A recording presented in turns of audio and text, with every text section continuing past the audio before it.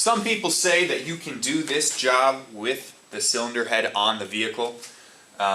It's tricky though, because if you take out the little rings that hold the valves in place when you compress your springs, you can drop them down in oil return channels, and it's really just not pretty. They go right down in here and they'll drop right down into the oil pan, and you got to take the oil pan off to get them out. And so I have this thing taken apart. I've actually been doing a head gasket job, but this whole head is loose. So we're going to take it off, and we're going to do the valve job off the vehicle.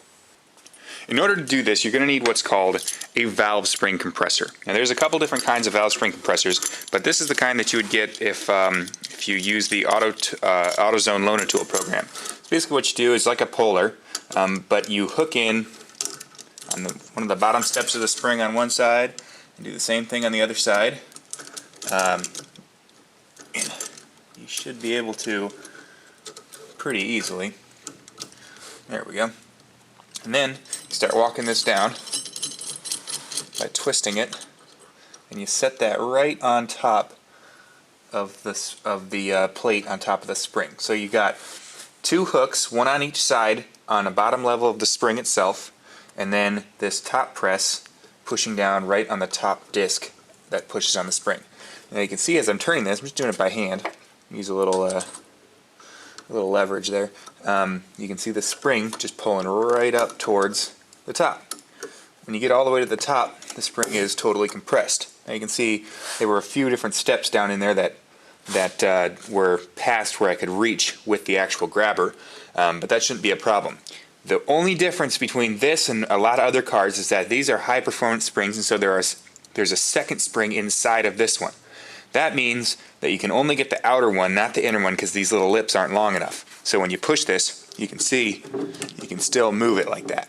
Now that'll be okay, but basically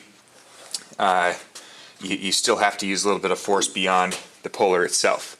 One other thing though is that a lot of times these keepers inside that we're going to pull out, they're frozen, so you got to give them a good little whack, and then you can see they start coming out. So next step is to just push on this thing and do whatever you need to get some leverage, but you just push it down and try to get your keepers out, which are these little guys right in there. It splits apart and you pull them. This is a bit tricky, but you can get it done without, they're not really held together at all except by the spring tension itself. There's one. You don't want to lose those things. That one just dropped on the floor.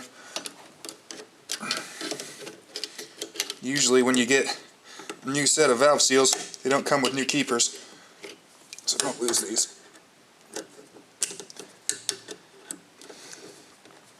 This might be a better two-man job, but well, when you only got one man like me, you just gotta make it happen. Alright, so I got both of them off, and they just look like this.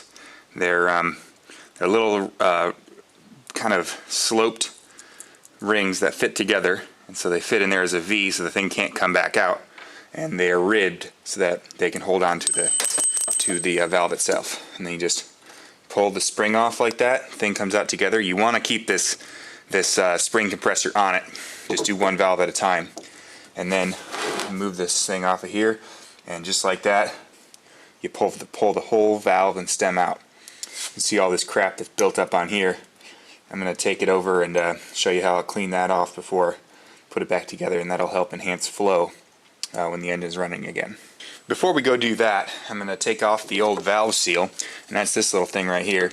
So just kind of put a pliers on there. I'm not really pulling hard. I guess I could use a pliers, not a vice grip, but just kind of wiggle, or I'm not squeezing it hard, just wiggle it and pull it off, and it looks like that. I kind of bent it up taking it off, but that's okay.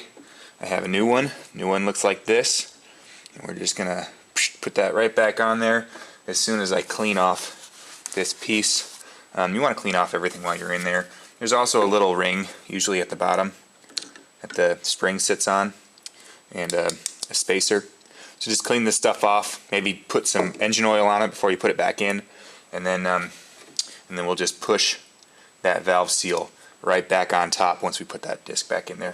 So I've got this valve off, and there's all this crap all over it. It's basically carbon buildup. So I'm just going to take a piece of metal here, because this part is not really specific. It has to be a good shape to help flow, but not until you get down over here does it have to be a perfect surface to seal.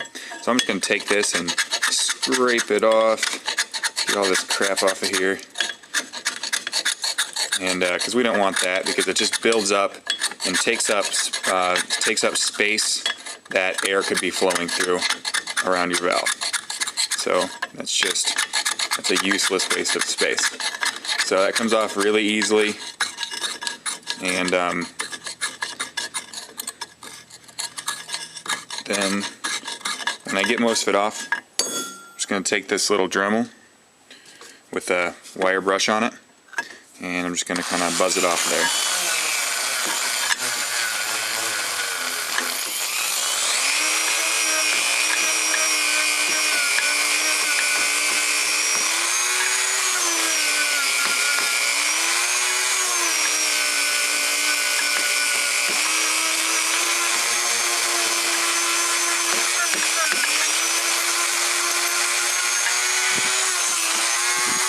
I'm also going to hit the surface edges of this, the touching edges.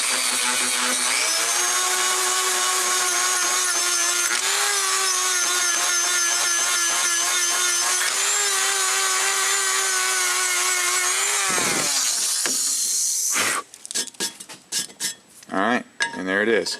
Now we're going to go put it back in and then use the grinding compound to actually help seat this valve.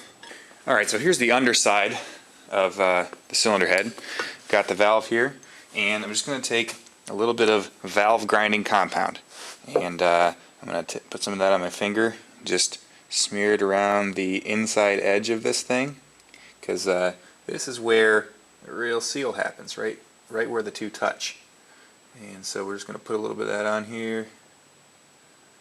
There we go. And then set the valve in the hole that the stem goes in. Let that thing drop right in there. Then we're going to take the whole head, turn it around like that,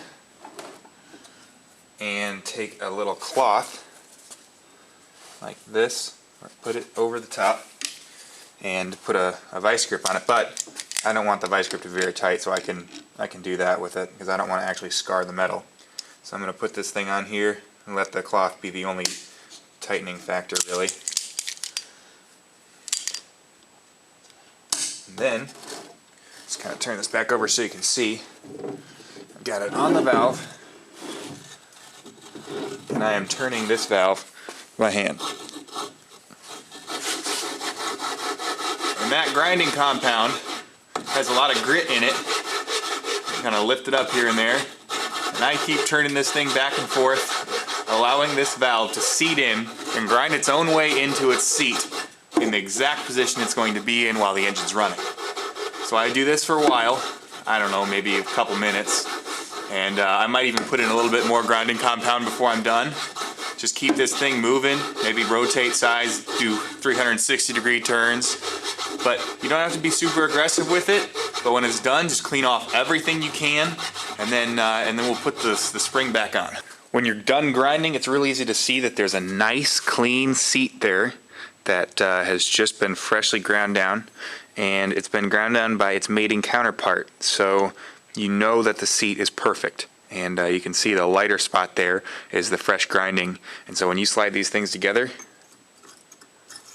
there's going to be a very nice, clean seat there between the two of them, and you're going to get a good seal and a lot of compression when you're running. Remember, when you're putting this stuff together, you should put oil on the valve stem before sliding it back in.